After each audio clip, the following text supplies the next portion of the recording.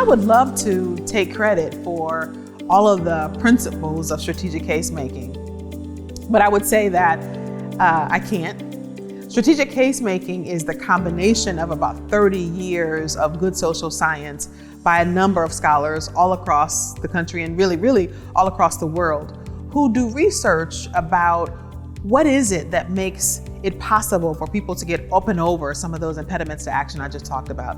And how do you get people to lean forward when things are hard, when the conversations are hard? How do you get the people to have a conversation about racial segregation when race itself is such a taboo? How do you get people to have a conversation about issues of equity when some kids have access to resources and some don't, and they're all expected to excel and achieve at the same rate? Impossible.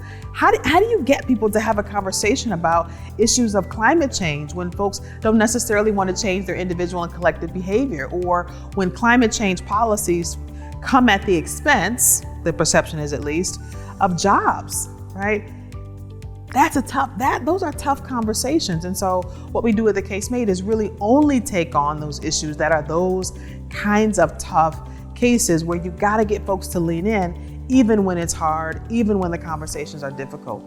So the 10 core principles of case making all come out of a strong social science about how to do that, about how do you get people to have stake in the conversation? How do you get people up and over their fears and their anxieties? Get them out of that sense of scarcity, that somehow there's not enough. How to get people to trust institutions again when lots of folks are leaning in the opposite direction. They don't trust institutions. They don't believe that the institutions and work and the systems around us have our best interest at heart. How do you get people to lean forward, to get off the couch, right, and come, right, to the conversations we're talking about when it's tough? That's essentially what case making is about. And I'm going to walk you through just very briefly what some of those principles are and why they're so important in the work that we're trying to do around social justice.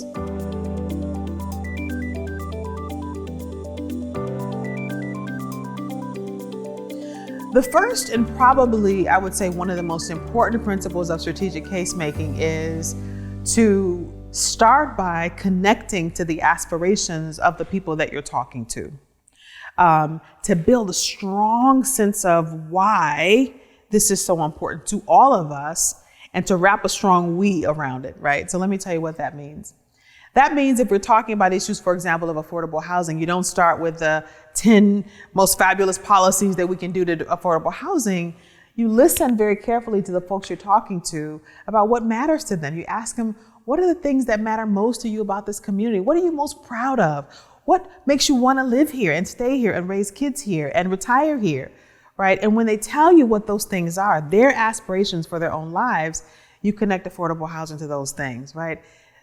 People may say to you, I want to live here because I love all the amenities that we have for kids. I feel like there's just an opportunity for our kids to thrive and grow here. I love the school systems. I love whatever that is. And you say, great.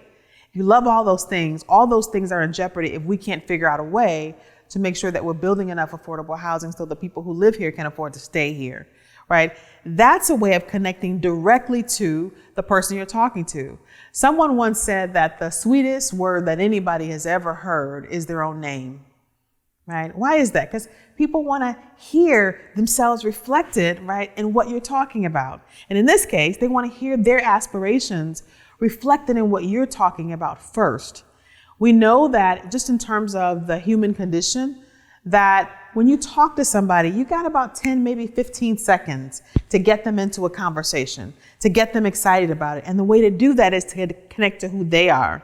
Maya Angelou once said it best. She said, people may not remember what you said. They may not even remember what you did, but they will always remember the way that you made them feel. Right? Case making is energy work, right? The way that you make somebody feel in the conversation, to feel like their aspirations have been heard, understood, reflected in your work, and that you see those aspirations as critical to what you're doing, makes the kind of connection that makes folks want to lean forward. So before you start with the whole list of things you want them to do and all the things you've done this week and next week, stop. Look at the person you're talking to, listen for their aspirations for their own lives, and then powerfully connect to that aspiration. That's the way you get people to have a stake in your success. And that's the way you get people to open up to the possibilities of what you're talking about.